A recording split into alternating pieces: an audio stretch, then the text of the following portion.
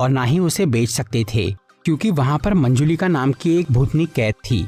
मीरा के परिवार वाले अपनी गरीबी दूर करने के लिए उस महल को बेचना चाहते थे, लेकिन मंजुलिका की वजह से कोई उस जगह को खरीद नहीं रहा था। इसलिए अब वो उस भूतनी को भगाना चाह रहे थे। हालांकि मीरा और उसके मामा को इन भूत प्रेत में विश्वास नहीं था। वो सिर्फ अपने घर वालों की तसल्ली के लिए मंजुलिका को भगाने का नाटक करना चाहते थे, और इस काम के लिए उन्होंने रूहान को चुना, जिसके 2 कारण थे। एक तो ये कि वो भूत का नाटक करने में बहुत एक्सपर्ट था, और दूसरा ये कि वो उस राज परिवार के एक पूर्वज की तरह दिखता था।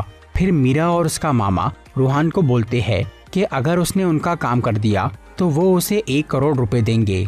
इसलिए रूहान इसके लिए तैयार हो जाता है और वो उनके साथ रक्तघाट चला जाता है। रूहान को देखकर वो परिवार वाले उस महल में रहने चले जाते हैं। फिर मीरा रूहान को उस घर के राजपुरोहित से मिलवाती है, जो बताता है कि उसके पूर्वज सदियों से इस परिवार में पूजा का काम कर रहे हैं, और उन्होंने एक भविष्यवाणी की थी कि राज परिवार का कोई इंसान पुनर्जन्म लेगा और वो मंजुलिका के भूत का अंत करेगा। रूहान उस परिवार के एक पुराने राजकुमार देवेंद्र नाथ की तरह दिखता था, इसलिए इस काम के लिए उसे चुना गया था। फिर वो पुरोहित उस खानदान का इतिहास बताता है।